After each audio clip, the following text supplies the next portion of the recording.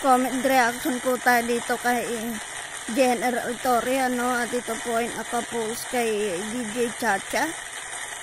At talagang kahit umuulan, talagang naisipag niya mag-ensayo. Talagang hanga na talaga ako dito kay General Torre. Talagang pinatutunayan niya. Umulan man o bumagyo, talagang tuloy-tuloy ang training. At ito po, magbasa po tayo ng mga comment dito sa kay DJ Chacha na post, Zone 2 si General. At ito pa, nabuo ang junta ani Chief, sabi ni June Eldober. At sabi naman ni Dave Torres Nax, sabi ni Jober Jun, laban lang Sir General Torre.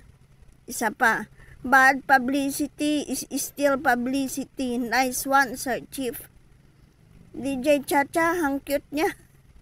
Lolo Torre, baka masipon ka. Isa pa, okay na yan, palakasin mo lang katawan mo, wag na yung yabang para matahimik ka. Kaming di na naniwala sa kakayahan mo. Ito pa kay Napoleon, gusto ni Kayan na bago ang issue, gusto nila yan, mabago ang issue. Marami sumakay, nakalimutan ang disaster. Sabi naman ni Jeray, sana ganyan din kasipag ang gobyerno pagdating sa aksyon ng tingin na buhay. Tama ka dyan. Isa pa, imbes magbasa sa jogging,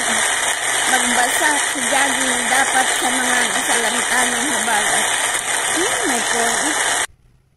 Isa pa kay Esperanza, tapos niyan may trangkaso na siya. Grabe naman si Madam.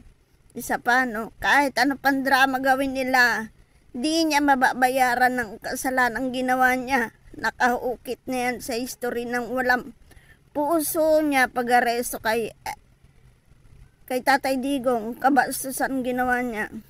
Ay madami po talaga nakakaalam nun. Madami po talaga nakapanood noon buong mundo. At talagang nakatatak na po yan sa mga tao. Sa taong bayan, nakatatak na po talaga. Yun yung ginawa niya sa KOGC at kay Tatay Digong. Talagang nakatatak na po yan. Yun po yung tatak ni General Torre. Hindi na talaga yun makakalimutan.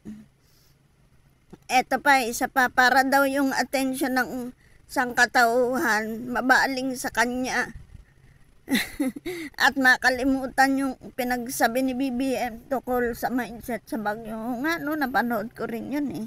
Pero reaksyonan po natin ng bago yun, talagang grabe eh.